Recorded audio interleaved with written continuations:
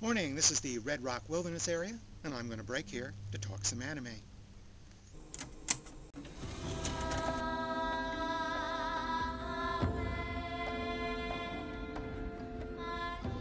Kenji Miyazawa was a Japanese children's writer, a poet, teacher, scientist, philosopher, and all-around Renaissance man from the earliest 20th century of Japan.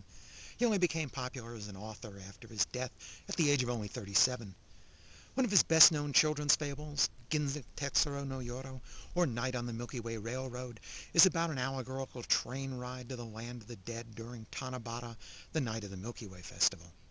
This may be familiar to some American anime fans from its 1985 anime adaptation, which even had a U.S. release as Night on the Galactic Railroad, though that's long out of print. Spring in Chaos is the English title for a short and fanciful anime biographical movie, Kenji no Haro. It covers a part of the life of Kenji Miyazawa's life.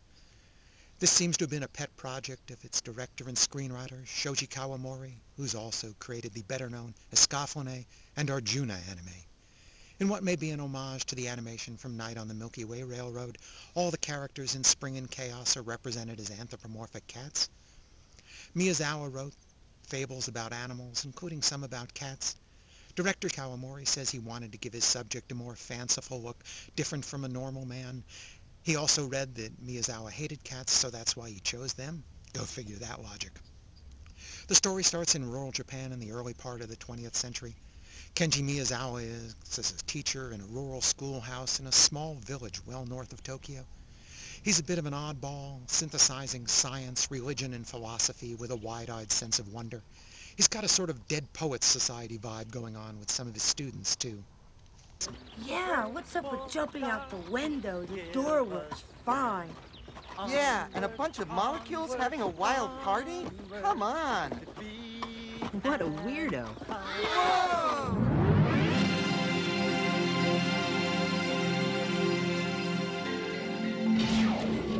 What's he got? Oh. Shh! I feel it.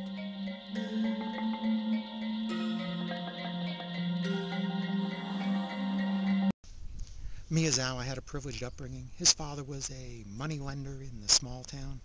Soon he decided to reject that career and pursued a life as a teacher and writer. He often stopped to scribble in a small notebook he always carried for references for his writing. Later, Miyazawa quits his job as a teacher and takes up farming in an attempt to get in touch with the land and what he thinks of as the real people of Japan.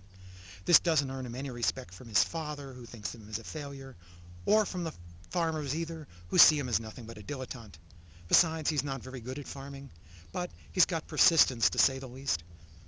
The subject matter is often downbeat. Miyazawa is driven but an unrecognized author in his lifetime, and most of his work wasn't published until well after his death.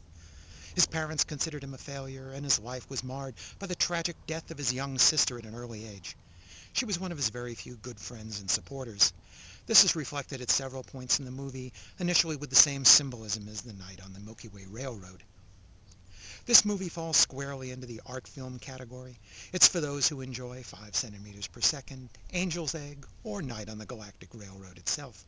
There's no blood, spaceships, mecha, ninjas, harems, or mystics. What we have is cats, allegorical cats, and they don't even sing and dance.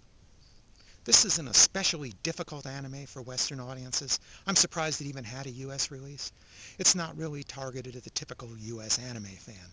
Some knowledge of Miyazawa's poems and stories, such as Night on the Galactic Railroad, is helpful in understanding Spring in Chaos because not just the feline character designs, but also several of the recurring allegorical themes derived from Miyazawa's own works. I've only read one of Miyazawa's children's books and a few of Miyazawa's poems and fables, and I'm sure there's plenty of material in this movie that I just missed the significance of because I'd never read the material that inspired it.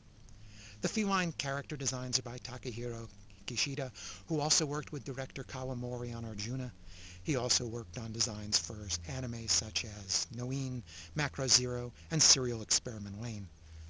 The artwork is based on humanoid cats, so of course the artwork is rather fanciful. But the scenes of ordinary life in Japan place those unusual cat characters in a solid-looking, realistic setting, and it actually looks quite beautiful. But the animation also blends in the fanciful animations of Miyazawa's thoughts by blending different art styles and even throwing in splashes of CGI in places.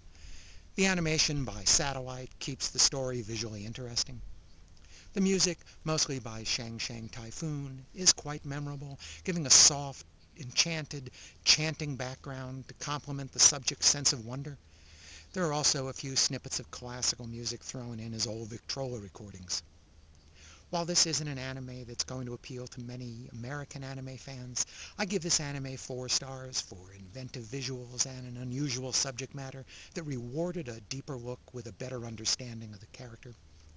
The movie is released in North America by Tokyopop. When I tried to watch their DVD with the original Japanese soundtrack and subtitles, I found the timing on the English subtitles to be a little erratic. I'm told there's a remastered version that does a better job with the subtitle authoring.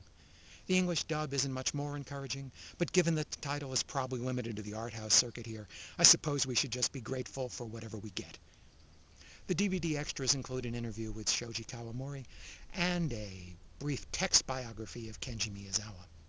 You can show this to the kids, but it's going to bore the heck out of them. Thanks for listening.